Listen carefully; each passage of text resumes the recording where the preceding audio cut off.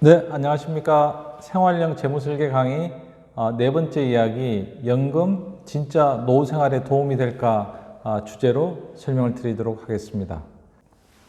이제 국민연금 이제 연금 상품에 대해서 이제 본격적으로 이제 시작을 해보겠습니다.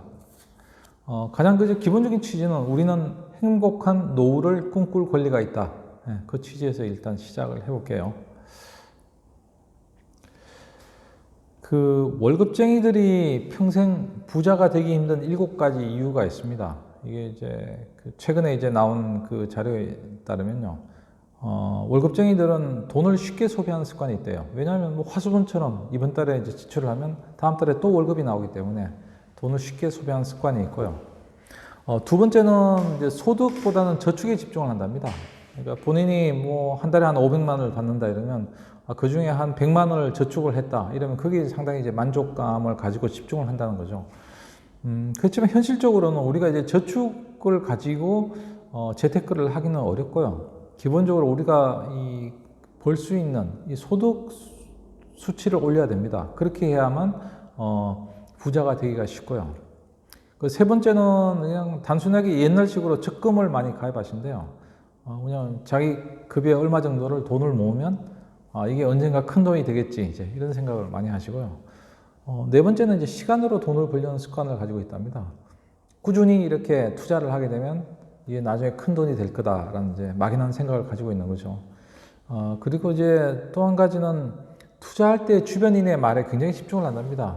조금 어느 사람이 투자를 해서 성공을 했다 그러면 그 사람한테 쏠림 현상이 가서 솔깃해지는 거죠.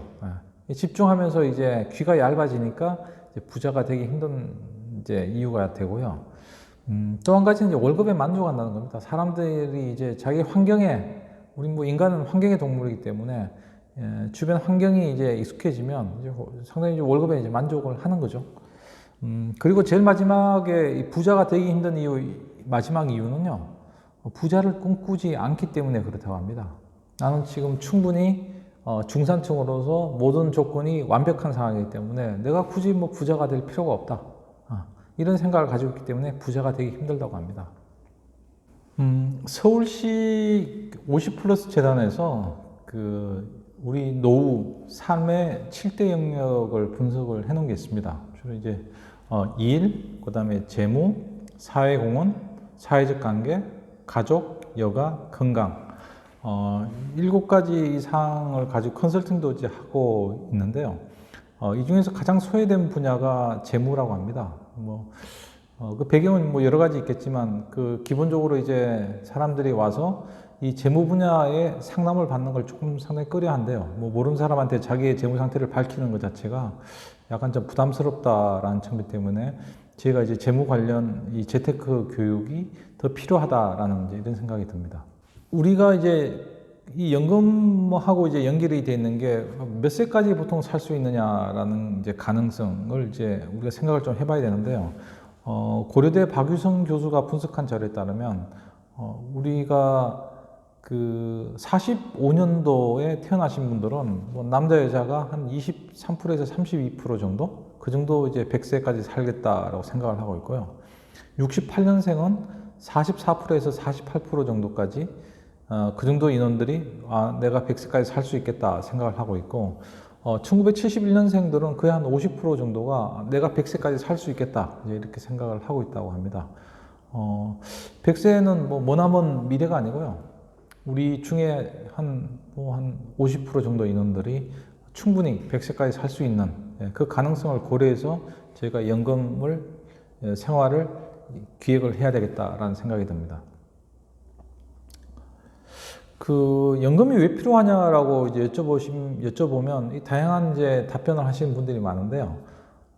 이게 뭐 상식적으로는 똑같죠. 우리가 퇴직하고 이제 고정적으로 들어오는 수입이 없어지면 이제 불안정해지고 이렇기 때문에 이제 평생 안정적인 이제 소득원이 필요하다는 게 생각이고요. 기본적으로 이제 도시에 살려면 돈이 필요합니다. 우리가 뭐 TV에서 보는 자연인처럼 이제 사는 게 아니라면 도시에 살려면 기본적인 이제 생활비, 뭐 관리비가 들어갈 거고요. 그리고 지인들하고 관계를 위한 품위 유지비가 또 필요합니다. 뭐 경조사 아니면 결혼식 이럴 때도 이제 어느 정도 우리가 성의를 표시해야 되는 게 있고, 그리고 노후에 되면 아픈 곳이 많아요. 그래서 우리가 건강 관리비도 이제 필요한 이런 상태가 되고요. 근데 사람들이 이 연금이 꼭 필요하다는 걸 알면서도 연금을 외면하는 이유가 있습니다. 첫 번째는 그 민간 종신연금을 이제 가입을 하시게 되면 물가 연동이 되지가 않습니다. 그래서 이제 고정적인 연금을 받게 되는데, 우리가 뭐 65세에 20만 원을 받는 금액이 이게 뭐 85세, 95세 돼도 20만 원밖에 주지 않기 때문에 물가 상승률이 있어서 기본적으로 고정적인 우리가 체감하는 연금액은 이제 자꾸 이제 감소를 하는 이제 그런 약점이 있고요. 두 번째는 인간들이 가지는 그 행동 경제학적 특성이 있다고 합니다. 현재의 현금을 이제 선호하고요. 미래에 이제 언젠가 다가올 미래에 대한 현금 확보하는 것을 좀 비선호한다는, 그러니까 현재의 삶을 즐기는 걸 굉장히 이제 선호를 한다는 거고, 연금을 이제 투자 프레임으로 또 인식을 한다는 게 또 약점입니다. 내가 일찍 죽어버리면 이제 손해가 아니냐, 조기 사망 시의 손해라는 이제 생각을 가지고 있기 때문에 제가 이제 연금을 외면하는 이유가 있고요. 지금 연금은 우리가 일반적으로 연금이라고 얘기하지만 굉장히 다양합니다. 현재 잘 알고 계시는 이제 국민연금이 있고, 그다음 개인연금, 퇴직연금, 그다음 즉시연금이라고 있고요. 그다음 체육연금도 있고, 그다음 주택연금, 그다음에 뭐 공무원연금, 교직원연금, 군인연금, 국회의원연금 해가지고 그 연금 종류가 우리가 알고 있는 것만 하더라도 10가지가 넘어요. 근데 우리가 이제 계속 이제 많이 익숙한 게 이제 국민연금이나 개인연금, 퇴직연금 쪽이 이제 많이 익숙한 이제 용어들이죠. 연금을 이제 하나씩 이렇게 보시면요. 그 체육연금이라고 있는데, 이건 참고로 이제 말씀을 드리는데 월 최고 연금액이 100만 원입니다. 뭐 올림픽 나가서 이제 금메달을 따고 이러면 그 누적 점수에 따라서 받을 수가 있고요. 이 체육연금은 국가의 재원이 이제 들어가는 연금이 아니고, 우리가 일반적으로 하는 복권 있죠? 복권 사업 수익금으로 연금을 이제 구성을 해가지고, 당연히 이제 국위 선양을 하게 되면 많이 받는 게 맞겠죠. 문제는 지금 현재 국회의원 연금입니다. 우리가 18대 국회의원까지 전체 적용이 됐고요. 19대부터는 이제 폐지가 됐습니다. 현재도 이제 818명한테 월 120만 원씩 지급을 하고 있죠. 조금이라도 국회의원을 18대까지 했던 사람들 중에서 형편이 좀 어렵다 이런 분들한테 국회의원 이제 연금이 지급되고 있고, 이제 체육연금하고 비교를 한다면 상당히 좀 아쉬운 부분이죠. 그다음에 이제 공무원 연금이 있습니다. 공무원 연금은 지금 한 17% 정도를 내고 있어요. 그래서 그 중에 이제 50대 50 이렇게 8.5% 정도 이제 개인 부담을 하고 있고요. 2020년까지 9% 개인 부담으로 지금 상향을 조정을 하려는 거 하고 있고, 지금 예전 공무원 시절, 이제 저희 같은 중장년 공무원 시절에 이제 처음에 이제 그 공무원이 되신 분들은 보통 이제 30년, 40년 이렇게 근무를 하십니다. 그래서 30년 근무하시면 뭐 월 공무원 연금이 한 300만 원, 40년 근무하시면 한 400만 원 정도 이렇게 이제 받을 수 있고요. 공무원연금은 국민연금하고 달리 좋은 게 있는데, 퇴직을 60세에 하게 되면 퇴직 시점부터 바로 연금 수령이 가능하기 때문에 일반적으로 국민연금이 가지고 있는 은퇴 크레파스, 이 중간에 공백기가 없는 거죠. 그렇기 때문에 노후 생활에 대해서 좀 불안감이 상당히 좀 없어지고요. 이제 배우자가 사망할 때 연금 수령액은 어떻게 되냐? 유족연금은 60% 수령이 가능합니다. 근데 국민연금은 아직까지 40%만 수령이 가능하고요. 지금 이제 공무원 그 연금 공단은 제주도에 있습니다. 서귀포시. 그렇지만 공무원 기금을 연금을 운영하는 본부는 서울에 있어요.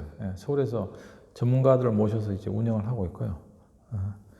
그렇게 되어 있습니다. 그래서 공무원 연금을 정부에서 몇 번 이제 계속 많이 조정을 하려고 했는데 실질적으로 이렇게 많이 조정이 되지는 않았습니다. 왜냐하면 여기 이제 이 제도를 이제 변화시키고 이제 분석하고 바꾸는 그 기능을 이제 교수 전문가 그룹에서 하는데, 이게 공무원 연금이 조정이 되면 그 사립학교 교직원, 그 다음에 공립학교 교직원의 그 연금도 같은 그 시스템에 적용을 하게 되기 때문에 이분들 전문가들도 상당히 조금 그 부정적이죠. 공무원연금을 수정하는 그 제도에서 본인들한테도 또 이해관계가 있기 때문에 이런 부분 때문에 저희가 이제 제도 개선하는데 상당히 좀 시간이 걸리지 않을까 이런 생각이 좀 듭니다. 제가 일반 사기업에 이제 다니시는 분들은 그 보통 그 금융기관에서 세 가지, 정확히 말하면 네 가지죠. 네 가지 연금을 이제 가입을 하게 되면 노후가 좀 안정이 될 수 있다라고 이제 얘기를 하고요. 첫 번째는 이제 개인연금, 두 번째 퇴직연금, 세 번째 이제 국민연금. 이 삼중 보장으로는 보장이 쉽지 않으니까 다음에 이제 주택연금까지 해서 이 네 가지를 보험을 가입하게 되면 어느 정도 이제 우리가 그 종로에 있는 탑골공원에 가지 않고 좀 안락한 해외 여행도 가면서 이제 할 수 있는 이런 연금을 할 수 있다고 하고요. 그래서 이제 그 많은 분들이 저한테 이제 문의를 하세요. 노후 생활비가 얼마 정도 필요할 거냐? 적정한 노후 생활비가 얼마가 될 거냐라고 물어보시는 분이 많은데요. 이거는 정부 통계로는 현재 뭐 150만 원, 그다음에 2인 가족은 뭐 230만 원, 뭐 이렇게 이제 분석을 많이 합니다.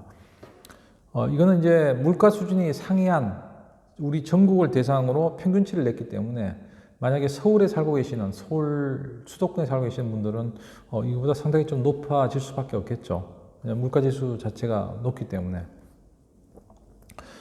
그래서 이거는 이제 상당히 이제 뭐 케이스 바이 케이스로 굉장히 차이가 납니다. 그래서 정부의 공식 통계는 좀 현실적인 우리 이제 노후 생활비하고는 좀 차이가 있다.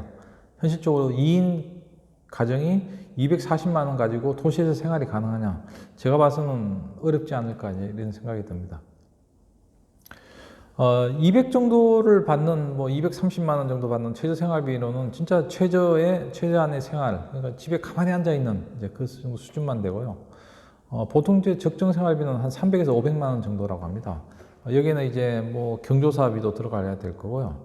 본인이 이제 병원에 가면 이제 뭐 치료비나 검사, 그다음에 약값이 들어가고, 그다음에 인적 네트워킹을 위한 뭐 동창회비, 그다음에 차량 유지비 이런 게 들어가면 한 300에서 500 정도가 필요하고, 실질적으로 여행까지 다니고 이렇게 하려면 거의 한 700, 600, 700 정도가 필요하다고 합니다. 그래서 적정 생활비 수준을 우리가 300에서 한 500 정도 수준에 맞춰가지고 미리 이제 준비를 하시는 게 좋지 않을까 이런 생각이 듭니다.